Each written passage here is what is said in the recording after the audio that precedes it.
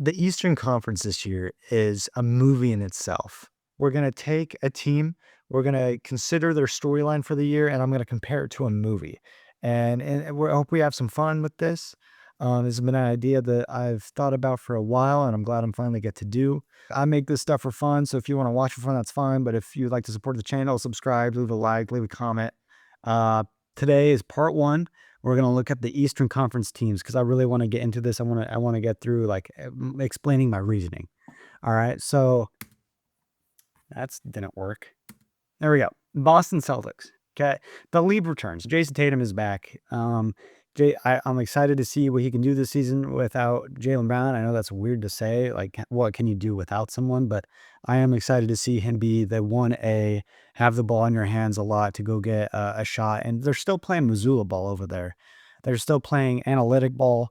And speaking of analytics, they just made an analytical trade. They moved on from Jaylen Brown based off of advanced analytics, whatever that form of analytics means. I think part of that was they wanted a value fit around that Celtics team, and they thought that, trading in Jaylen Brown early and getting someone like a Paul George who can come in and be a good fit behind Jason Tatum and Derek White, Peyton Pritchard, Hugo Gonzalez, Jordan Walsh, all the young players that they deem untouchable, it would be a good fit, and that's what they did, right? And then they still have a very good championship standard. They have players who can go in and play very good analytical 3-point shot, space the floor, Missoula ball, very grit heavy. I mean, they already have a championship with that style, and I think now they're just even if this is a really hard push bridge year for them, it'll still be a great year. So I had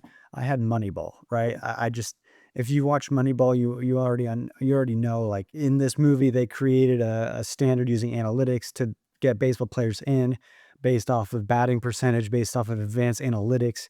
And that's how they created a championship team with not a whole lot of money. And I think that's kind of what the Celtics are doing, even though they are more of and the Celtics do have a lot of money to work with, unlike what they had in this plot. They do really do try that analytic stuff out. And I think that's why you see Paul George on that team now. Moving on. Brooklyn Nets. The Brooklyn Nets are a team that has a low budget ensemble, really. This is a year where they're trying to win as many games as they can without spending a whole lot of money. So they just went and got a Julius Randle. They have had a Michael Porter Jr. They got some young pieces like Igor Demon, Mikal Brown Jr., and Danny Wolf, who are going to be very good.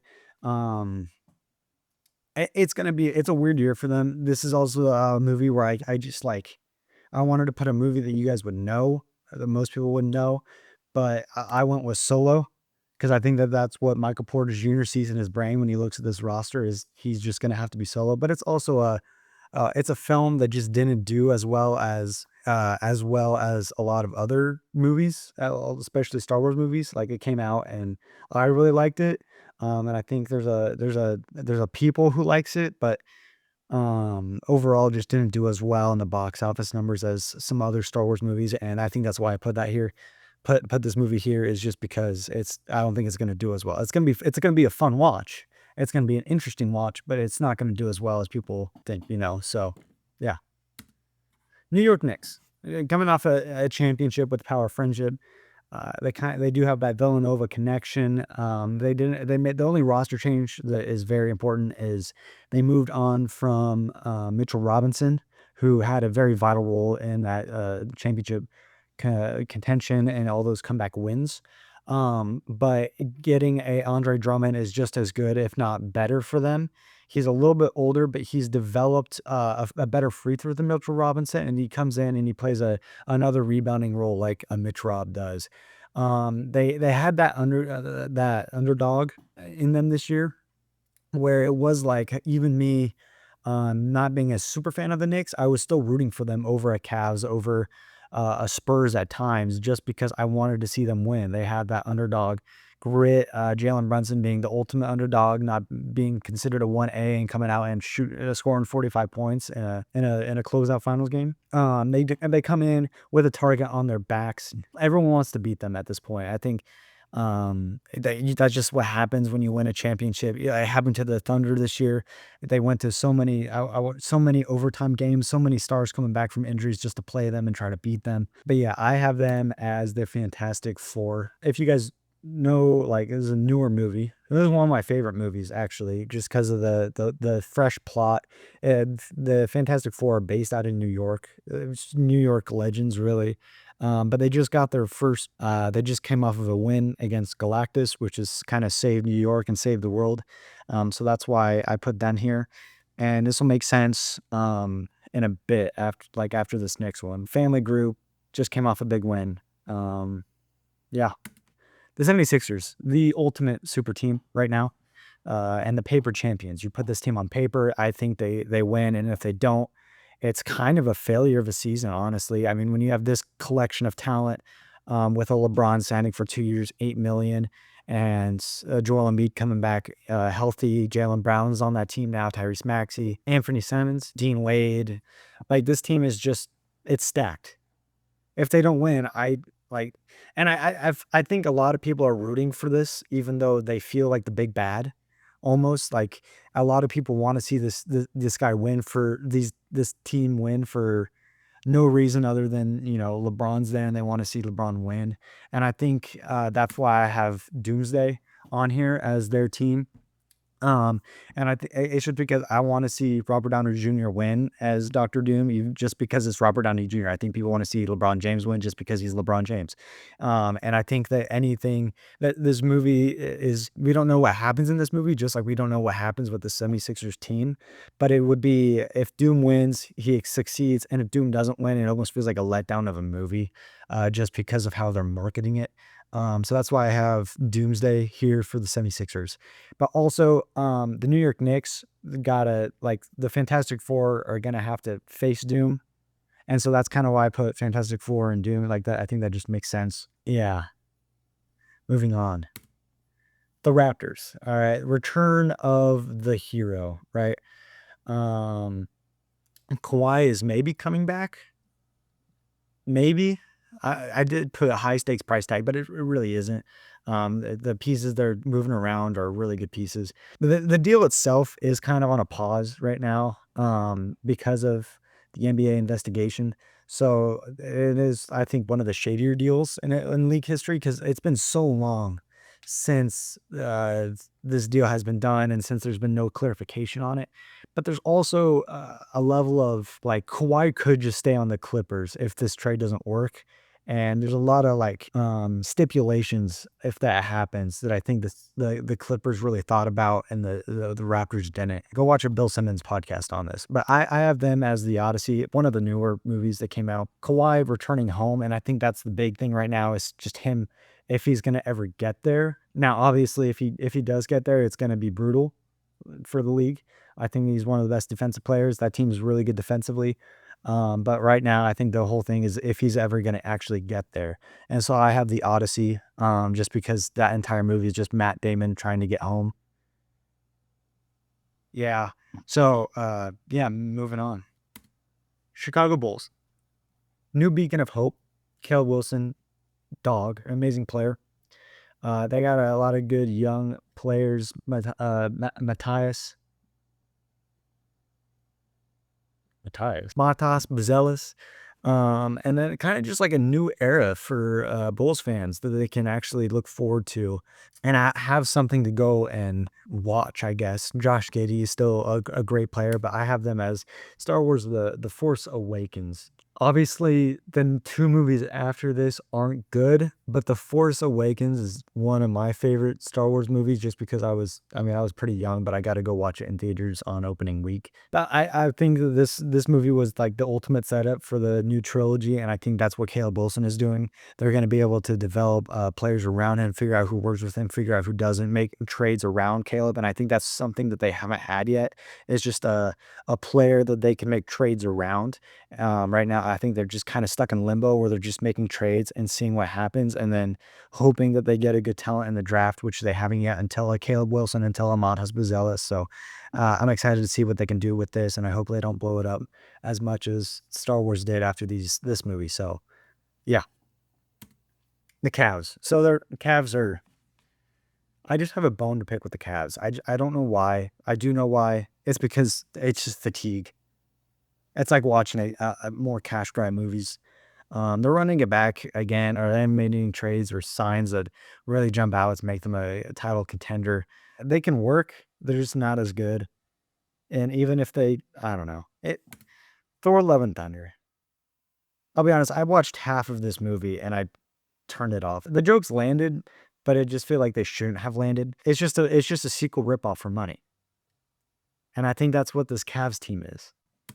Detroit. Superstar and Kid Cunningham, right? Almost a cult classic. Like you're either like, yeah, I really like the way Detroit plays basketball, or you're like, man, I just want to beat them every time I see a team play them. And I'm with the I want to see them win.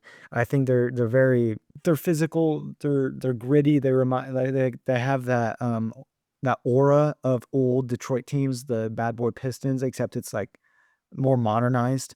You have a Cade Cunningham at the helm of that, and I think it's really fun to watch and try to see if they can win. They do need a second player who can come in and help Cade.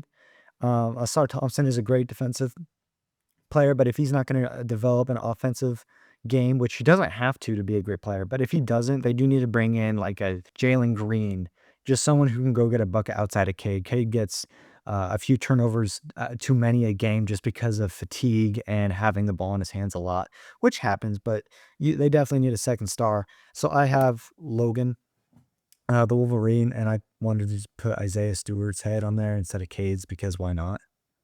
I think Logan is a great film, very gritty, it was first rated R, first rated R film for the Wolverine. And I think that resembles his team very much. Except put Kate Cunningham's face on there instead of Isaiah Stewart. Super gritty team, fan base either loves him or hate him, kind of niche. So moving on. The Pacers, fan favorite returns, and everyone knows Tyrese Halliburton's story. He got to the Game 7 of the NBA Finals, was almost there, and just tore the Achilles, man. It sucks to even think about, but he has unfinished business. That team has unfinished business. The fans have unfinished business. They want to get it done, and I think it's just a very cool storyline, especially if they can get to any level, even if it's just Eastern Conference Finals. I just want to see them be a decent team. I want to see like the flashes. I don't care if they make the finals. I don't care if they make the playoffs. I just want to see flashes of Tyrese Halliburton being great again on that team, being an engine. And for that, I have Iron Man 3. It's the return of a fan favorite, someone who can do no wrong, Robert Downey Jr., Tyrese Halliburton. And in this movie, it's one of my favorites movies because I always watched it any type of doctor related scan that they have this movie ready to go to play for some of those longer medical scans, and I'd always watch it. It's a great movie. It's more Christmas themed, but I think Tyrese Halliburton in this movie kind of go together where it's like he needs to come back as the hero and be in his own film. So that's kind of why I have the Pacers here.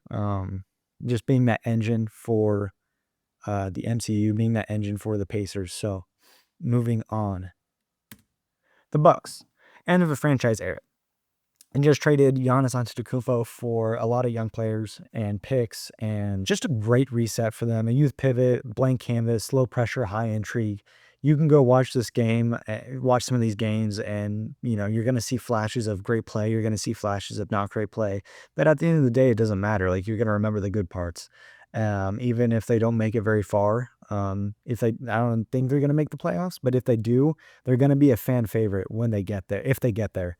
And so I have Brand New Day.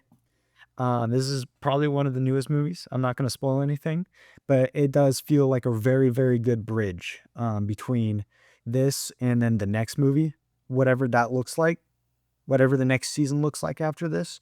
But it feels like a very, very good bridge for the Bucks. A lot of great young talent. Probably going to have ups and downs into this next year. I'm not going to spoil anything for this movie, but it just feels like an amazing roster bridge for whatever they do next. So moving on. The Hawks, calculated offseason reload. They got Aaron Wiggins for a few second picks. They got Lou Dort trading Zachary Risache And I think that's fine. I think obviously you had the number one pick in a draft that wasn't very good. I think Zachary Reese goes 2025 in any other draft, and they traded him for Ludor. And Ludor has proven to be one of the best lockdown defenders, one of the best defenders. Yeah, linebacker defender.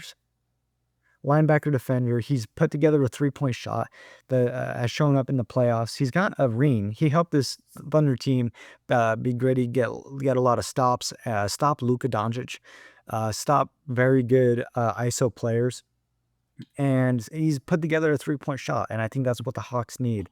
They do have a very tough identity. They're gonna have to be gritty, and they're gonna want it, and that's what they did last year, and I think they can do it this year. And Nickeil Alexander-Walker is coming off his best year.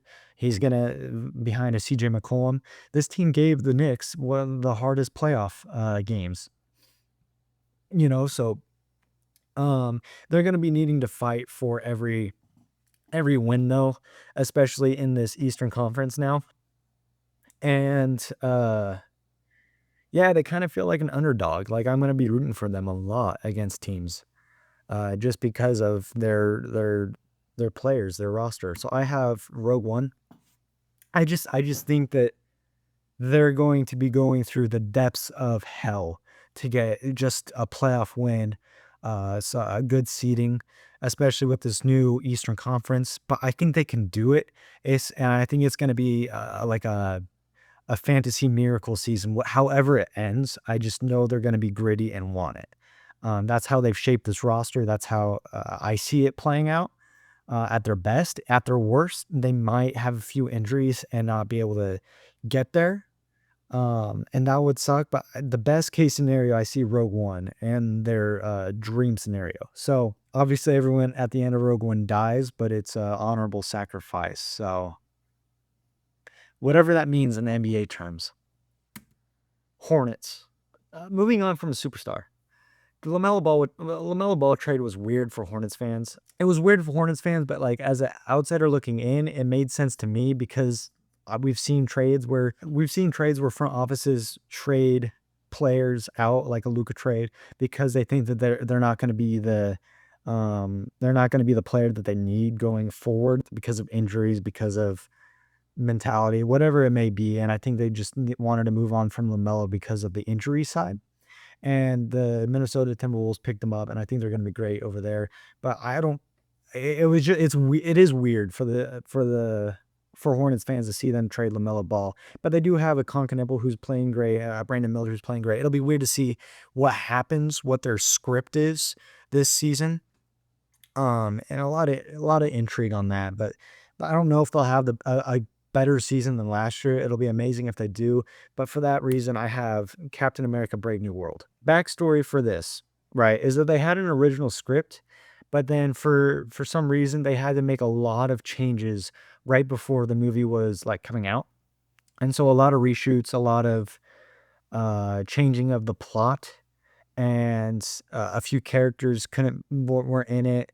But there were legitimate like worldwide reasons that they had to change it. But a lot like this Hornets team, they had to change it last second, and it's been really weird. And I think this movie just isn't like it has its moments where it's really cool and fun, and you kind of forget about the weird plot. But then it has moments where it's like, why? I'm so confused, and I think that's why I put this movie as them.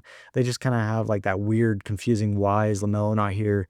What's the engine? Like, why is it so? Why do we have to change the script? So, that's why I have them here. The Heat. Giannis is here. They want to go for a championship. They know they can do it. It might not be this year. It might not be next year. It might be in 3 years. But they know th- th- with Eric Spoelstra, they can do it. And with Giannis and Bam, they can do it.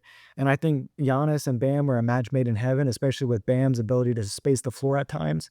He's been working on that catch and shoot 3-pointer for a while. I know they talked a lot about it in like the US Olympic Games. I think with a Giannis, he'll be wide open with a lot of easy shots that he'll hit. Yeah, I have Beauty and the Beast. I don't know why. I just think these two are a match made in heaven. That's the only reason. It's not even plot related. Magic. Revenge year. I think they can do better than they did last year. Hungry to prove. and that they belong. They've made so many different roster changes. I think with more to come, but they need to prove that they belong in a deep playoff run, or a deep playoff run, and they don't really have room for excuses. They've had, like even last year, it just wasn't the greatest year, but they just have zero room to mess up this year. Otherwise, they're gonna have to do something with their roster, rebuild. Um, Toy Story 3. I think you get to Toy Story 3, you get through 1, you get through 2, very kid-friendly. Toy Story 3 becomes a lot more, serious in some ways. It definitely, and I think that's what the Magic are gonna have to do. They just have to get into that mentality of this is serious, and we need to, dig deep, and I think that comes with Paolo Banchero, becoming even better, than he's been. And that's a lot to say. He's been great, but I think he just has to dig deep, especially for some of these playoff runs, and then his surrounding roster step up a little bit, and I think they'll be just fine. But definitely a year where they have to lock in at times. So moving on, Wizards. They are escaping that poverty franchise tag that they've had for so long. Getting a Trae Young and Anthony Davis, and then the first round pick definitely helps. Um, and giving Trae Young that amount of money, you just know, like, he's either gonna be in a really expensive bridge, a really expensive contract that is gonna bridge this year, or he's their future with AJ DeMonsa. And I don't know what they're gonna do with Anthony Davis. If they keep him, great. If they don't, great. It is a young prodigy going into a weird institution, and when you think Wizards, you think like Harry Potter. But I went a different direction. I went Attack of the Clones because I think it's, Anakin Skywalker going into a institution that's, slowly has been crippling. So that's why, and then a mentor with Trae Young. So that's kind of where I'm at. Weird to see where they'll go this season. They're kind of, they could do really well, but I could also see them doing really, really bad. One injury here could put them 15 games, losses. If an AD doesn't play, if Trae Young doesn't play, they're going to be scrapping for wins. And in this Eastern Conference, that's going to be tough compared to the late last year. So that's the Eastern Conference. That's part one. We're going to get to part two at some point with the Western Conference.